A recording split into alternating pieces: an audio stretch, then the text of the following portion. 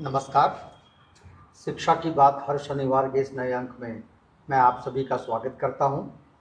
हम आज फिर शिक्षकों और बच्चों के कुछ प्रश्नों के साथ उपस्थित हैं। आज हमारे बीच शिक्षा के अपर मुख्य सचिव डॉक्टर एस सिद्धार्थ उपस्थित हैं, जो आपके प्रश्नों का जवाब देंगे। मैं आपका हार्दिक अभिनंदन करता हूं, स्वागत करता हूं सर। हम कुछ प्रश्नों के साथ हैं। पहला प्रश्न है सिकेंद्र कुमार सुमन जी का। ये राष्ट्रपति पुरस्कार विजेता हैं, न्यू प्राथमिक विद्यालय तरहनी कुदरा कैमूर से है। इनका कहना है सर कि आधार नहीं होने के कारण अधिकांश विद्यालय बच्चों को वापस कर दे रहे हैं। आधार बनवा के लाइए और तब फिर नामांकन होगा। सर ऐसे में क्या करना चाहिए? देखिए, हम लोगों ने सभी को बहुत स्पष्ट इंस्ट्रक्शन दिए हैं कि जैसे ही बच्चा अपने क्लास का पूरा कर लेता है, उसे उसके क्लास में एडमिशन कराना है। चाहे उसका आधार नहीं हो, उसका डेट ऑफ बर्थ सर्टिफिकेट, कोई भी कागजात की ज़रूरत नहीं। नामांकन लिखवाएगा और ये टीचर और जिला प्रशासन का काम है कि उसके जो दस्तावेज है, उसका बर्थ सर्टिफिकेट है और आधार है, उसको बनवाना है। किसी भी बच्चे को स्कूल से वापस नहीं भेजना है कि उसका कोई कागजात, आवासीय प्रमाण पत्र, आधार या इवन डेट ऑफ बर्थ अगर उसका बना नहीं हो तब भी उसको वापस नहीं करना है। ये जिला प्रशासन का काम है, प्रखंड विकास पदाधिकारी हैं, पंचायत का है जी। इन लोगों का काम है कि वो अपने सभी दस्तावेज उस बच्चे का बनाए जी। हम लोगों ने समय दिया है उस कागजात बनाने का जी। लेकिन मैं सभी शिक्षकों से अनुरोध करता हूं कि ऐसे कोई भी बच्चे को वापस नहीं करें जिसका दस्तावेज अपूर्ण हो। हमारा लक्ष्य है कि 100% बच्चों का नामांकन विद्यालय में हो और ऐसा कोई भी बच्चा गांव में नहीं घूमे जो विद्यालय में नहीं पढ़ता। एक मिली भटनागर है, प्राथमिक विद्यालय हरदोई टोला बलीगढ़ रूनी सैदपुर की। ये कहती हैं कि गुणवत्तापूर्ण शिक्षा को ध्यान में रखते हुए छोटे बच्चों की कक्षा हेतु दीक्षा जैसे ई लर्निंग प्लेटफॉर्म को बेहतर बनाने के लिए हम शिक्षक क्या कर सकते हैं? देखिए, सबसे पहले जो छोटे क्लासेस हैं जी, उसमें बच्चों को पढ़ाना सबसे कठिन काम। बिल्कुल। देखिए, बड़े कम से कम एक अक्षर ज्ञान तो जान ही जाते हैं, गणित ज्ञान जान जाते हैं। बिल्कुल। लेकिन जो सबसे छोटा बच्चा होता है, जो क्लास 1 और क्लास 2 का बच्चा होता है, उसको पढ़ाना सबसे कठिन काम है। और जब तक आप कोई इनोवेशन और इनोवेटिव और उसके रुचिपूर्ण तरीके से उसको नहीं पढ़ाएंगे, तब तक वो बच्चा शिक्षा ज्ञान ग्रहण नहीं करेगा। तो ये जो प्लेटफॉर्म है, दीक्षा जो प्लेटफॉर्म है, इसमें सभी लोग अपने अपने एक्सपीरियंस शेयर करते हैं जी। अपने अपने टूल्स शेयर करते हैं और सभी हमारे टीचर्स को भी ये प्लेटफॉर्म, जो भी दीक्षा है और इसी प्रकार के बहुत सारे अन्य प्लेटफॉर्म्स हैं जहाँ पे छोटे बच्चों के लर्निंग टूल्स को के माध्यम से उसको सिखाना चाहिए और तभी आपकी जो उस लेवल के बच्चों की गुणवत्तापूर्ण शिक्षा पूर्ण होगी। सर, एक सुहानी सिंह है, मध्य विद्यालय अमरपुरी हरनौत नालंदा की। ये कहती हैं कि सर, शिक्षा विभाग के शीर्ष अधिकारी को टीएलएम मेला में शिरकत करते हुए आश्चर्य और खुशी दोनों हुआ। हम सभी ने अपनी अपनी क्षमताओं के साथ प्रदर्शन भी किया। सर, मेला में आकर आपको कैसा लगा और इस मेले की नियति विभाग किस रूप में देख रही है? उस दिन बहुत व्यस्त था जी, लेकिन मेरी अपनी रुचि थी कि टीएलएम मेला में मैं जरूर जाऊँ और मैं किसी तरह समय निकाल के गया और मैं सारे स्टॉल गया। मेरे ख्याल से जितने भी टीएलएम थे मैं सबके स्टॉल्स किया और मुझे लगा कि जो उत्साह टीचर्स में है और जो जोश है कि बच्चों को कैसे इनोवेशन के माध्यम से पढ़ाया जाए, चाहे वो उर्दू हो, चाहे वो मैथमेटिक्स हो, चाहे वो साइंस हो, चाहे इंग्लिश हो, चाहे हिंदी हो, जो उत्साह वो टीचर्स में मैंने देखा जी, वो बहुत ही काबिल तारीफ है। और अगर ये उत्साह मेरे सारे जो टीचर्स हैं विभिन्न स्कूलों में जी, अगर यही उत्साह रहे जी, तो मेरा अपना मानना है कि शिक्षा व्यवस्था को मतलब शीर्ष पे पहुंचाने से कोई नहीं रोक सकता।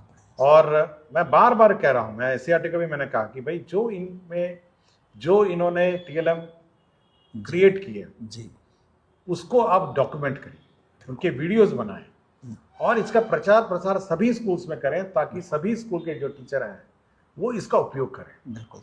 और सभी भाषाओं में था। मैं बहुत ही आश्चर्य था, मतलब इवन उर्दू जैसी भाषा जी और हिंदी, इंग्लिश, मतलब जो हम सोचते हैं कि केवल साइंस में ही टीएलएम संभव है या मैथ्स में संभव है, तो भाषाओं में भी टीएलएम मैंने देख के मुझे बहुत अच्छा लगा। और मैं सबको बधाई भी देता हूँ जो टीचर्स हैं। मैं समय ज़्यादा दे नहीं पाया उस दिन, और मुझे दुख है कि मैं ज़्यादा समय दे नहीं पाया। मुझे लगा कि जो ज़्यादा समय मुझे देना चाहिए था, बट मैं उनके उत्साह के लिए उनको बधाई देता हूँ। और ये प्रेरणा वो सभी अपने जब जब गाँव में, स्कूलों में जाएंगे, और ये भावना और ये प्रेरणा वो अपने इलाके के बाकी स्कूलों में बिखरेंगे, यही मेरी आशा है।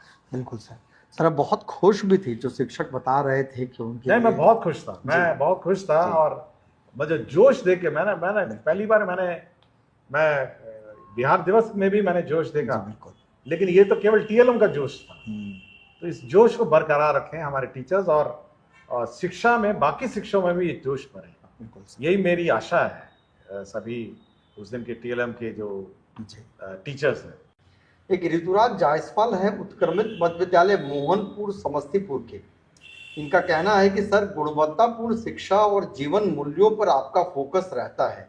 अभी ग्रीष्मावकाश के दौरान प्रारंभिक विद्यालयों के बच्चे घर पर रहेंगे, क्या विभाग इस दौरान कुछ सामग्री उपलब्ध करवाने की सोच रहा है जो बच्चों के जीवन मूल्यों में सकारात्मक बदलाव ला सके, साथ ही अभिभावकों को भी बच्चों की लर्निंग की प्रक्रिया में शामिल देखिए, कर इस बार हम लोगों ने सोचा है कि जो समर वेकेशन है जी, हम लोग सभी बच्चों को होमवर्क देंगे। और इस बार तो ग्रीष्म अवकाश भी है जी, हमारे टीचर्स को छुट्टियां भी हैं, तो सभी बच्चों को इस बार होमवर्क मिलेगा जी, और अपने अपने कक्षा के ज्ञान स्तर के अनुसार होमवर्क। और मैंने ये कहा है कि एक बेसिकली प्रोजेक्ट बेस्ड होमवर्क होना चाहिए, जो जूनियर क्लासेस के, सीनियर क्लासेस के तो रिवीजन है, फिर मैथमेटिक्स है, इंग्लिश है, लेकिन जूनियर क्लासेस में प्रोजेक्ट बेस्ड लर्निंग है। जैसे आपके गांव में किस प्रकार के पेड़ हैं और कितने प्रकार के पत्ते हैं, तो पत्ते इकट्ठा करके लाएं। इसमें आपको कोई मतलब व्यय भी होना नहीं, बिल्कुल। या आपके गांव में कितने प्रकार के आपने चिड़ियों को स्पॉट किया, कितने प्रकार के जानवर आप देखे, तो इस प्रकार जो छोटे छोटे क्लासेस हैं उनको हम लोग प्रोजेक्ट बेस्ड लर्निंग में सहायता करेंगे। या जो सूखा है, या बिल्कुल अतिवृष्टि है, क्लाइमेट चेंज है, इस पर आप कुछ करिए, चित्र बनाइए। तो इस प्रकार के हम लोग एक्सरसाइज देंगे और आशा करेंगे कि समाज से जुड़े हुए जो, वातावरण से जुड़े हुए और अपने परिवेश से जुड़े हुए जो होमवर्क है उस पर वो ज्यादा ध्यान। एक प्रधान शिक्षक है, मुझे लग रहा है रवि रोशन कुमार, राजकीय मध्य विद्यालय माधोपट्टी केवटी दरभंगा के हैं। इनका पूछना है कि सर, प्रधान शिक्षक एवं प्रधानाध्यापक के लिए विद्यालय संचालन हेतु कोई हस्त पुस्तिका अथवा निर्देशिका उपलब्ध करवाई जा सकती है? हम लोग एससीईआरटी को बोले हैं, वो एक गाइडलाइंस बना रहा, आज ही ड्राफ्ट मैंने उसका देखा है, तो गाइडलाइंस बन रही है, ऑलमोस्ट ड्राफ्ट बन गई है, और इस ड्राफ्ट को हम लोग पब्लिश करेंगे फॉर कमेंट्स। मैंने कहा है कि इसको प्रिंट करके देने से अच्छा है पहले कमेंट्स ले लिया जाए कि कोई संशोधन की आवश्यकता है। एक बार कमेंट्स में आ जाएंगे संशोधन के साथ, फिर हम इसका प्रसारित करेंगे। जी। एक दीपिका आनंद है, उच्च माध्यमिक विद्यालय हांसी जलालगढ़ पूर्णिया की।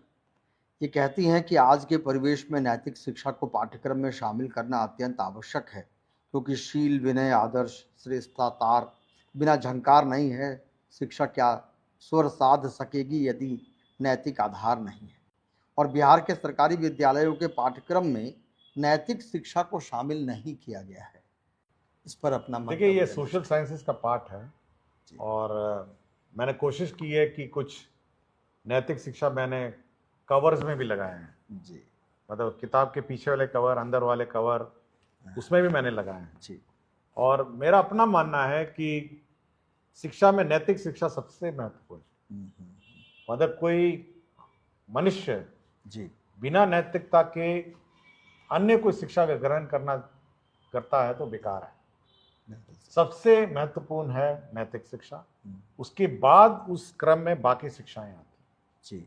और नैतिक शिक्षा स्कूल से सीखता है, नैतिक शिक्षा वो समाज से सीखता है, तो सबसे महत्वपूर्ण नैतिक शिक्षा है। और मेरा अपना मानना है कि हमारे टीचर्स को भी जब विद्यालय में बच्चे आते हैं जी, तो नैतिक शिक्षा का सबसे पहले जो प्रार्थना सत्र है जी, उसमें नैतिक शिक्षा ही सिखाई जाती है।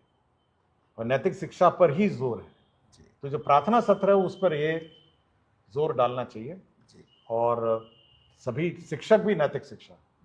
बाकी गणित है, अंग्रेजी है, भाषा है, ये सब द्वितीय क्रम वाली शिक्षा है। मतलब प्रथम तो टॉप में नैतिक शिक्षा है। अच्छे बच्चे बने। हाँ, तभी देखिए समाज उसी से चलता है। बिल्कुल। समाज आपके केवल गणित और भाषा से नहीं चलता है या साइंस से। जब तक नैतिकता नहीं रहेगी, ज्ञान से, ज्ञान अगर नैतिकता के साथ नहीं चलेगा तो उस ज्ञान का कोई अर्थ नहीं।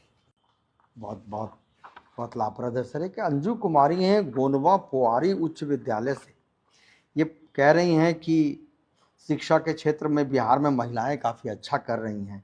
तमाम शैक्षणिक परीक्षाओं के परिणाम सही टीएलएम मेला इसका जीता जागता उदाहरण है सर। मेरा अनुमान कहता है कि टीएलएम मेला में 80% महिलाएं थी। जी बिल्कुल बिल्कुल। संख्या में बेशक कम हो सके, मतलब जी टीचर्स में 50% है और 35 से 40 है, बट टीएलएम मेला में 80%। बिल्कुल। तो इनका यही सवाल है कि फिर भी ऐसे बहुत सारे क्षेत्र हैं जहां लड़कियों की सहभागिता बहुत कम है, जैसे घुड़सवारी, फोटोग्राफी, एरोप्लेन चालक, तैराकी इत्यादि। क्या इस पर भी विभाग कुछ सोच सकती है? देखिए, इसकी अपने रिसोर्सेज की सीमाएं हैं जी और कोशिश जरूर होनी चाहिए जब जब मौका मिले तो ये सब में मतलब पार्टिसिपेट करना चाहिए, लेकिन अपने रिसोर्सेज की भी सीमाएं हैं। कोशिश तो करनी चाहिए। बिल्कुल सर। एक अभी सर आपने भ्रमण किया है बीहट विद्यालय मध्य विद्यालय के लिए, उसके संबंध में एक प्रश्न है कि अभी आपके द्वारा मध्य विद्यालय बीहट भ्रमण किया गया है, आपको कैसा लगा? और एक विद्यालय में वो प्रमुख 5 चीजें क्या होंगी जो आप सबसे पहले देखना चाहते हैं? देखिए, वो गांव बहुत ही महत्वपूर्ण और बहुत ही इम्पोर्टेंट गांव है जी। और कुछ मेरे मित्र आईपीएस जो हैं उसी गांव से अरे वाह। ताल्लुक रखते हैं। हाँ हाँ। तो मुझे उस गांव में जाने का इच्छा थी कि इस गांव जी। में, तो मुझे लड़कियों ने बुलाया था जी और लड़कियों के बुलाहट पे मैं गया था। मतलब इनविटेशन लड़कियों का था, लड़कियों ने सीधा तो मुझे भेजा नहीं था, तो गोल घुमा के कहीं घूमते घूमते इनविटेशन आया था। लेकिन जो लड़कियों में जो जोश था और जो उत्साह था पढ़ने का और स्पोर्ट्स का, वो मतलब बहुत ही अव्वल दर्जे का था। मतलब वेट लिफ्टिंग चाहती थी सीखना, कुछ रनिंग के लिए कोच चाह रही थी और कुछ मतलब क्रिकेट, फुटबॉल, मतलब बहुत सारे मतलब जी उत्साह था। जी। और जो आर्ट, कल्चर और मतलब जो टीचर का, और मैंने एक और चीज़ देखा कि जो टीचर्स थे, विशेषकर मैं एक महिला टीचर थे, एक पुरुष टीचर थे जी, जो कमिटमेंट था कि बच्चे हमारे सीखें, बच्चे हमारे उच्च स्तर की पढ़ाई देखें, तो वो कमिटमेंट मतलब नोटिसेबल था। अरे वाह। और स्कूल की अपनी मैगजीन भी थी जी। और स्कूल का अपना ई मैगजीन भी था, प्रिंट मैगजीन भी थी और उन्होंने एग्जीबिशन लगाया था। तो मेरे ख्याल से हमको नहीं लगता कि बेगूसराय में मतलब प्राइवेट स्कूल उस तरह का होगा। अरे वाह। लोगों ने कहा बहुत सारे प्राइवेट स्कूल के बच्चे छोड़ के आए। जी जी। और बच्चों को दुख भी था कि वो पास आउट हो रहे थे। उन्होंने मुझे कॉन्वोकेशन के दिन बुलाया था कि सर अब 8th तो पास आउट हो गए, 9th 10th 11th 12th वाला स्कूल भी ऐसा ही होना चाहिए।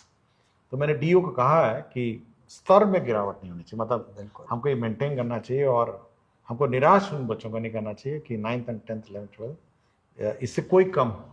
बिल्कुल। और मैं चाहूँगा कि जो बाकी राज्य के भी विद्यालय हैं, बहुत सारे अच्छे विद्यालय भी हैं, ये नहीं कहूँगा कि बीएड और स्कूल के बराबरी के होंगे, उससे भी अच्छे होंगे, लेकिन एक स्तर उन्होंने मेंटेन किया। मैंने देखा कॉन्वोकेशन का अपना ड्रेस भी था, उनका पासिंग आउट ड्रेस भी था और उन्होंने पासिंग आउट मतलब सेरेमनी भी किया। तो मुझे अच्छा लगा, मतलब ये बहुत ही सुखद अनुभव था।